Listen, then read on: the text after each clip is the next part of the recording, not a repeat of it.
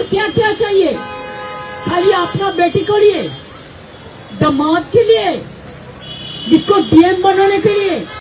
রাজনৈতিক তাপে ফুটছে দিল্লি। ফের একবার মুখ্য নির্বাচন কমিশনারকে ব্যক্তিগত আক্রমণ করলেন মুখ্যমন্ত্রী। তুলে আনলেন তার মেয়ে ও জামাইয়ের প্রসঙ্গ। और क्या क्या चाहिए? खाली अपना बेटी को लिए, दामाद के लिए, जिसको डीएम बनाने के लिए। अरे उसका क्रेडिबिलिटी है तो खुद बनेगा, इसके लिए आप डरते हैं? पर्दा का पीछा में क्या है?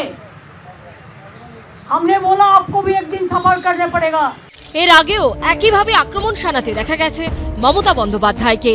আমি একজন ভ্যানিশ কুমারের কথা বলছি, নকল ভ্যানিশ কুমার।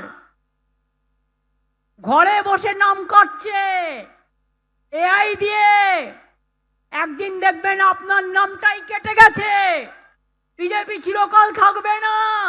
সেদিন মনে রাখবেন আপনার পরিবারের ওই ডিএমও থাকবে না, আর আপনার পরিবারের এসপিও থাকবে না। নিজের পরিবার গোছানোর জন্য বিজেপির দালালি। মুখ্য নির্বাচন কমিশনার জ্ঞানেশ কুমারের বিরুদ্ধে বিজেপির হয়ে নরেন্দ্র মোদী, অমিত শাহের হয়ে কাজ করার অভিযোগ নতুন নয়। বারবার এই অভিযোগ করেন রাহুল গান্ধীরা।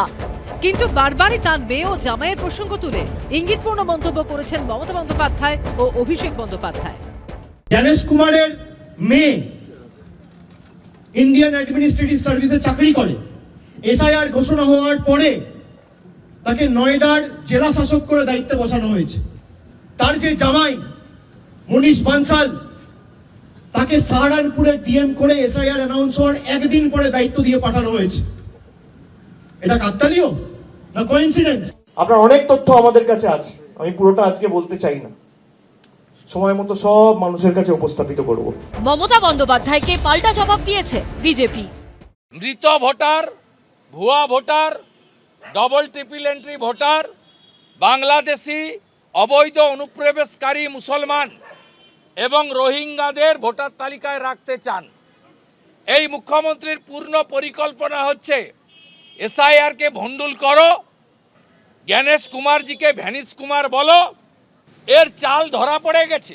কে নিরপেক্ষ, কে পক্ষপাত দুষ্ট, কে ঠিক বলছেন, কে রাজনীতি করছেন? এসআইআর আবহে সাধারণ মানুষের মনে অজস্র প্রশ্ন, কিন্তু উত্তর নেই।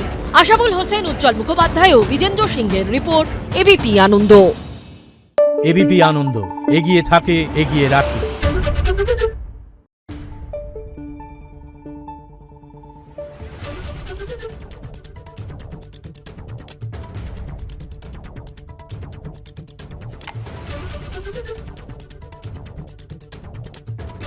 Thank you.